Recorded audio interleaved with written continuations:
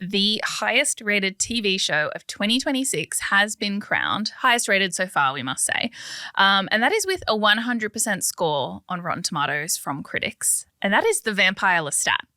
Now, we need to talk about this because we both are very involved with this show in very different ways. Yes. You genuinely involved. Me, I'm involved because I'm a part of the fandom. Yes. And I must admit, I've never seen this show ever. Yeah, yet I'm in the fandom. This is based on the Anne Rice books. Mm-hmm. They came out many years ago before this kid was born, before Laura Brodnik was born. Whoa, so old.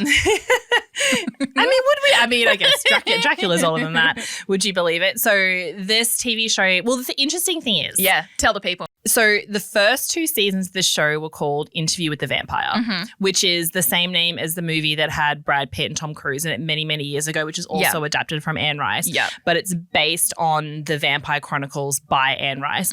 But because this new season of the show, so it was Interview with the Vampire, it's same cast, it's the same show, same cast, same show, same behind the scenes, but they've renamed it The Vampire Lestat because now we're learning his story. Yes. So I'm all, obviously because I like everything vampires.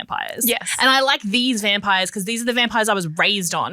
And they don't glow and they don't save people and they just kill people. Yeah. And that's great. And that's amazing television. Yeah. And so the series, obviously, much like anyone who's seen the film or who might have read the books and hasn't seen it, it does follow Louis and Lestat. Yeah. Which were, yes, previously played by Tom Cruise and Brad Pitt, but are now played by 2 delightful actors. And this is why I'm a part of this fandom. Yeah. So Jacob Anderson, and I'm going to read his full name because, like, you'll know this, but I didn't. I just knew him as Louis. Jacob Anderson stars as Louis de Pointe-du-Lac. Yeah. Is that even remotely correct? That's his name. And Sam Reid, Aussie actor, great guy from The Newsreader. He stars as Lestat de Lioncourt. Watching Sam Reid in real life and then watching him be Lestat. So crazy. I know that's acting, but, like, it's not even acting. That's acting. That's acting. That's not even acting. That is a full transformation into another person. Yeah. It's gobsmacking, especially because when you watch it on Prime, like, you watch The Vampire Lestat and then it automatically plays a little behind the scenes clips afterwards. So sometimes he's just sitting in a chair in his Aussie accent, just chatting away. And I was like, no, get it off the screen. Like soft spoken and gentle. And then Jacob, also such a diva, such a talent. Like is like the fun, beautiful one who like brings him out of his shell. And they're just like actually best friends in real life. So good. So there's so many iterations of Interview the Vampire Chronicles, Vampire Lestat, and they all come from like, obviously they come from Anne Rice source material, but each interpretation is its own thing. Like the books are their own thing. The Tom Cruise Brad Pitt movie is very much its own thing. Yes. This new TV series is again very much its own thing, especially because in this, Louis and Lestat are like a full-blown couple. Yeah. Whereas that doesn't happen. Yeah, they are. That doesn't happen really in the books. There's a bit of, alluding. There's like an undertone and illusions, right? The vampires, the way, like they don't really have sex in the Anne Rice books. Very different. Like blood sucking has replaced that. Yeah. But they do in this series. And even the movie when Stuart Townsend played the Vampire Lestat, like that's a whole other thing. Yeah. But it does follow the source material loosely. So if you're getting confused of like, but wait, they're having lots of sex in the TV show, but they didn't do that in the book, it's all separate. It's all separate. And so the first 2 seasons, right, are from Louis' kind of interview. Yes. Interview with the Vampire. Yes. Hence the name. So it's his sort of perspective, right? Or like we're at least meant to know he's a little bit of like an unreliable narrator kind of. He's giving his version of events in the first 2 seasons to Danny, who's this like incredible journalist, investigative journalist, and he's recounting his life story to him, to Daniel. Daniel's in the 3rd season. Now he's a vampire. What twist. Whoa. Yeah. So I thought you'd have seen that from all the clips you've been watching. I think I did. Which so you're getting his story, Louis, how he became a vampire. So you get his human life. You get how he became a vampire. You get his relationship with Lestat and all the craziness of them, like, through the last 100 and so years of like France and England and all these things. Then you also get adopting their daughter, Claudia. Adoption's a strong word. She was dying as a 14-year-old. Louis was distraught. He gets Lestat to turn her. They do. And then obviously kind of like, and so that's the role Kirsten Dunst played in the movie when she was her first big acting role. We shared a little kiss with I know, that was crazy. Brad Pitt and everything. Inappropriate. And then something bad happened to her in the last season. And here we are now in kind of present day where Lestat has thrown the only way it can be described is Lestat has thrown an absolute bitch fit over the book that has been published by Daniel, which is Louis' recount, also against the rules because you're not allowed to, as vampires, reveal yourselves. And so to deal with his rage, he becomes a rock star and goes on tour to sing his truth. And my favorite... Which is so cute except for all the death and drugs and blood, and which is lovely, but like... Yeah, and also like he's crazy. Is he though? But circumstances. Yeah. But what I love, so why I'm in this fandom and haven't seen it is so I'm just to be clear, you haven't seen this show. No. But you're a big fan. I've seen a lot of it on TikTok. And I know that's not the same thing, so no one come for me. I'm acknowledging it's the same thing. Here's the thing about me. I love mystery and vampires and all of that stuff. Look, I've got my little Twilight sticker on my laptop for anyone watching the VOD. After what I just said, why would you show a Twilight sticker to me? I hate to Twilight, but it's such a different thing. Exactly. But that's my thing is I'm a scaredy cat. We know this about me. I'm scared. Yeah, you say all the time. But you watch a lot of stuff. So I think that I can do this show. Yeah. But I've been too scared to do it because I am not okay with horror and stuff, even though I try to be. I know this isn't horror, but I'm like, can I handle this show? What's going on? So instead I became really invested in the fandom. Yeah. And there's a lot of shows where I'm like this. The Rookie, for example, never seen an ounce of that show, know everything about it in the fandom. We know I'm obsessed with that. I know you're obsessed with The Rookie. Okay, why? I support you on the journey. You should watch The Rookie because you're not going to be scared. But I also You're just going to be squealing. The Rookie just is too long for me to get into at this point. It's kind of like people who haven't seen Grey's Anatomy and they're like, well, that's done. I can't do it now. I wish there was more of The Rookie. I'm like, 7 seasons. Give me more. It's the stupidest show ever. I will get into The Rookie like over Christmas or something when we don't have to watch stuff for work. Yeah. But the interview with the vampire and Vampire Lestat, the fandom really hooked me in. The fandom is intense. The like the Jacob and the Sam Reed of it all, like their interviews together, the fact that they did actually become best friends, they're so cute. Like there's so many great clips of them doing interviews and press together, and also just clips of the show. I'm like, this looks buzzy as hell. This looks incredible. So I'm going to watch it. But I did have to laugh because of heated rivalry, there's a lot of people on TikTok talking about the Vampire Lestat and like recommending, well, if you liked the tension of that, boy, have I got a show for you. And I know. And I saw this girl on TikTok say, she was like telling someone to watch like Interview with the Vampire and the Vampire Lestat because they liked heated rivalry is like telling someone who liked coffee to try crack. Yeah. Like, they're not the same. That is such a good analogy because it is kind of like, yes, obviously the boys are in love, but it's not a good, like not all boys in love are heated rivalry. And it's not so much a will they, won't they? It's like they will and it will be crazy. They do. And it's actually kind of cute because in some ways Interview with the Vampire is like a bit of a rom-com because like they get together but they have such different opinions, but they just love each other so much. But also they do terrible things to each other, to other people and to other vampires. Yeah. But also sometimes they'll have a little, like they sleep together in a coffin and like then they'll have a fight and they'll sleep in separate coffins and then one will like open the lid to talk to the other. The other one's like, no, I'm not talking to you, and they'll both slam their cot. Yes. And I was like, oh.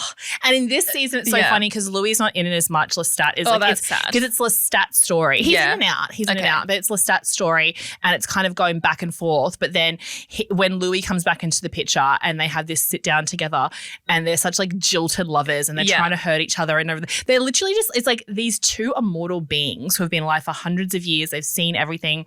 They also have like a really immense power. They're both very powerful vampires. They're both very like big figures in like the vampire worlds and stuff. And they're sitting at this table with their lawyers having like a little bitch, like picking at each other in the way you can only pick at someone that you're still kind of in love with, but you've been with for a while. Yeah. And I was literally screaming with laughter in one of the last episodes over their like back and forth to each other. I think that that's what's going to reel me in. Because like I just think I wasn't emotionally prepared for this show. I knew it was going to destroy me. Can I just say, like, I've talked about the cutesy stuff. I mean, I guess you could watch it. I always think that you've watched Stranger Things, although this is way more intense than Stranger Things. But not even just the scariness. I'm like, you know me. If I'm in a fandom, I'm in a fandom. Yeah. I'm in this fandom and I haven't even seen it. What's going to happen to me when I watch it? Yeah, it's going to be a lot. There are some pretty gruesome, I mean, not by my accounts, but I watch really gruesome stuff. You do. You watch scary stuff. But this... I mean, there's like his family is when you go back to like Lestat's family, like some pretty brutal stuff happens and the way he kind of takes care of them is pretty brutal. There's stuff like that where you see people just be just ripped apart kind of thing. Ooh. There are some really sad moments too. But overall, like, it's not overly scary, but I just find especially the first episode of the Lestat season where it re-becomes his show is just like a fever dream. Yeah. Like, I had to take a break after watching it. I was like, that was so much. It wasn't even that it was that much gore. It was just so much. Yeah. But there's some new characters this season, and this, oh my God, worlds collide. Have you seen who plays Lestat's mother, Gabriella? No. The vampire Gabriella. Who? So she's a new addition this season, played by Jennifer L., who is Elizabeth Bennet in the BBC adaptation of Pride and Prejudice, opposite Colin Firth. So Lizzie Your favourite Bennet, woman in the whole world. my favourite adaptation Yeah. of Pride and Prejudice that we weirdly talk about all the time on the show. the best version of Pride and Prejudice, Lizzie Bennet, Wow. is in the vampire Lestat. She plays Lestat's mother, Gabriella, and she is vicious. Okay. Vicious. Because she's a vampire too, if that's not clear. Yeah, And got she's you. a vampire because Lestat turned her into a vampire. So she is both his mother and also his fledgling, like a vampire he turned. So he's also her father. And also, this isn't in the books, they have a very intense sexual chemistry that they do act on. It's always something. So just be ready for that. Like, if you're just turning up for sexy boys, No, just I know think- it's more than sexy boys. It's okay. It is sexy boys, but just know one of the sexy boys will go and like viciously murder people, and then he'll go hook up with his vicious mother, and they'll have sex. And then they'll drink each other's blood, and it's also fun. But because Lestat's talking to the audience all the way through, Okay. he's like not justifying, he's kind of explaining what he's doing. And he's like, okay, but I'm paraphrasing, but this is basically what he says. He's like, okay, before you all judge me for hooking up with my mother, just remember, and he goes back into like a biblical story. He's like, just remember when the ark set sail, it was Noah and his wife and Noah's 3 sons and their 3 wives, and they repopulated the earth. So he's basically like, before anyone has a go at me, somewhere back in your family tree, your family had sex. Ew.